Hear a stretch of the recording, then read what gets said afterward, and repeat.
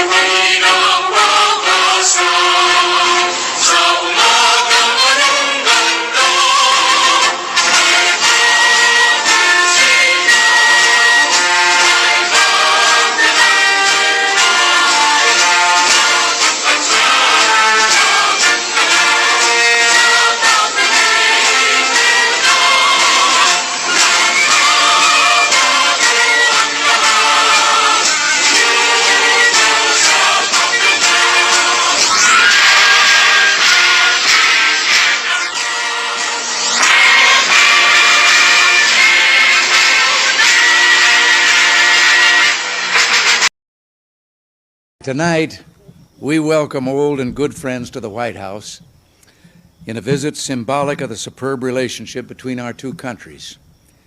It's a nostalgic occasion for us as well. Nancy and I often think of our 1969 visit to Manila when we first experienced that unexcelled Philippine hospitality as the guests of our guests here tonight. And the birthday girl was quite young and small at that time. Many things have changed in both countries since that time, but one thing remains constant: the basic nature of the Filipino-United States friendship. It remains solid. Both countries have worked hard over the years to maintain excellent cooperation in defense, foreign policy, refugee matters, economic assistance, and many other areas. And I pledge to you, President Marcos, that the United States will do its share to strengthen those ties in the 1930s. In the 1980s. I've been doing a little reminiscing at the table, forgive me. Yes, 1930s was my first job. We value the friendship of the Republic of the Philippines for many reasons, Mr. President. Our intertwined histories during the first 50 years of this century left its imprint on your institutions of government, your educational system, and your public services, such as public health, and the widespread use of the English language as a result of that era. So is your flourishing free enterprise system. As important as our shared histories are our shared strategic interests, which span this entire century. In World War II, Filipinos and Americans fought and died together. And you yourself, Mr. President, played an unforgettably heroic part in that conflict.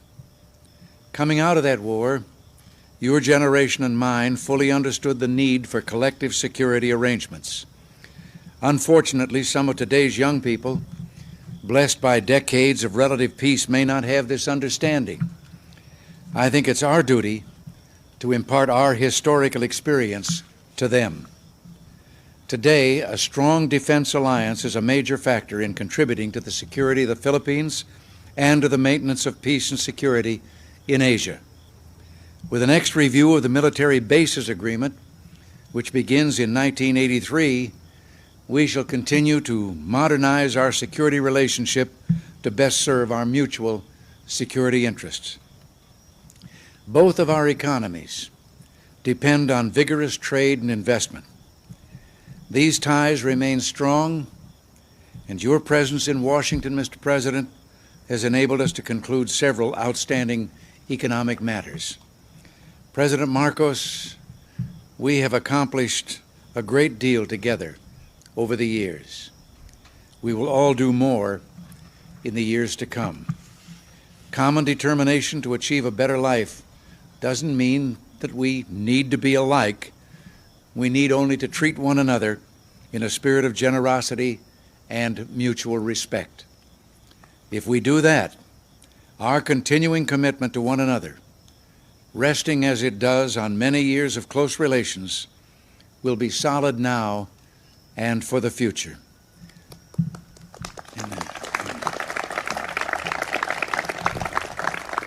So in that spirit, let me offer a toast to the President, Mrs. Marcos, and to the people of the Philippines, and to the mutual respect, the dedication to peace and security in the world, and the shared values which unite us.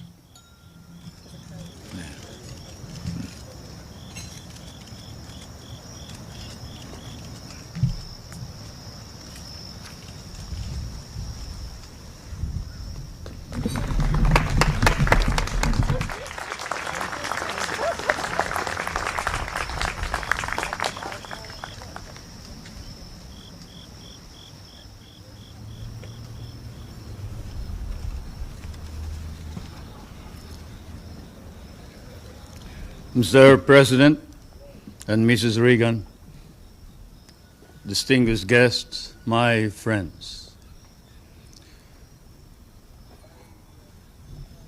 I feel I must pay tribute to this elegant and fairy-like party and dinner, which has reminded me too much not only of home, but of some dreamland at home.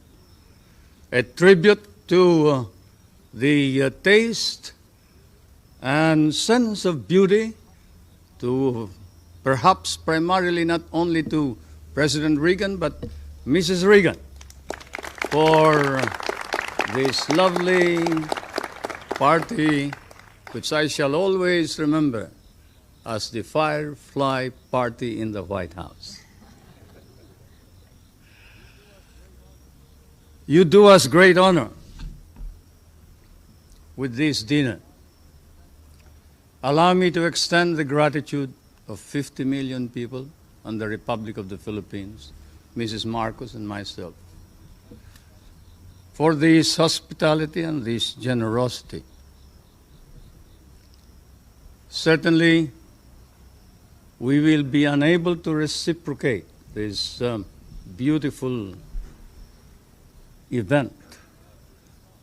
You even had the songs all prepared, including a Philippine song. That's a favorite of the First Lady of the Philippines, Dahil Sa'yo, which means because of you. Because of you I love, because of you I live, and because of you I am what I am. And then you had the other theme song, which was a favorite of both President Reagan and the other president. Understand? The theme song of Dr. Zhivago, which is a long story, of course, and which I won't talk about. It happens to be one of our theme songs because it was sung in one of what threatened to be a tragedy. but which did not. And that's why we remember it.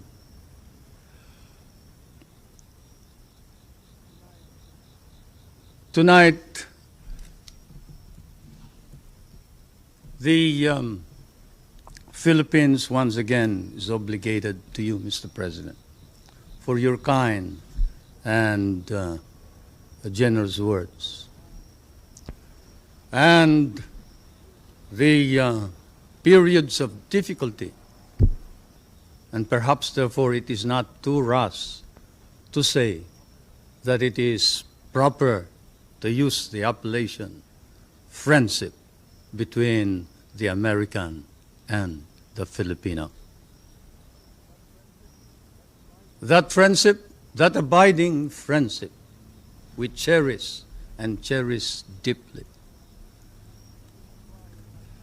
And this is why, as I come and stand once again on American soil, Mr. President, I cannot but be candid. I would not be candid if I did not speak too of those misunderstandings and the adversities which we have faced together.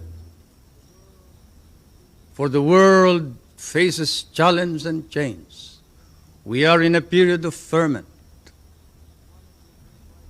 As one of your great writers has said, you have passed through a period of torment, an ordeal, perhaps of tragedy, as you experienced the assassination of some of your American leaders, constitutional crisis in the presidency, a trauma of Vietnam, and occasionally doubts about your own capability.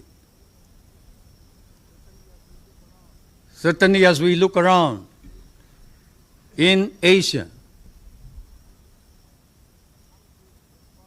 the countries of that part of the world are marked, and often there is fear that perhaps does not weary, that America is firm and resolute actions, but that it faces and confronts its problems squarely, fairly, justly. As I stand on American soil and I see the doubts rising in Asia, I see another phenomenon that clears my mind. It is the phenomenon of an American nation led by a new leadership, earnestly exerting heroic efforts in order to stop the slide and the loss of prestige of American leadership throughout the world. Yes, Mr. President, out of the dark, out of the shadows of the decline in even respect for America and decline for her leadership, there is a rising and emerging a new America, not only in Asia, but perhaps throughout the world.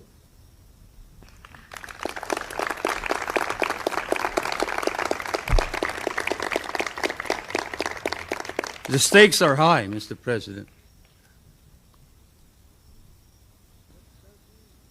Let there be strength and greatness for the American nation, for only then can there be hope for us, the poorer nations, and let America reclaim her role, her historic place, and her historic relationship with the poorer nations of the world, the members of the third world, my world, for that is your rightful place, Mr. President. America, this strength and capability to reclaim her natural place and historic relationship with all the nations and with other nations, reestablish order in our anxious, troubled world. We pray for this. We hope for this. Not only the big nations, but especially the small ones. And so may I ask you to rise and join me to a toast to the continued health and success of the President of the United States, the prosperity and the strength of the American people, and the friendship of the peoples of the United States and the Philippines.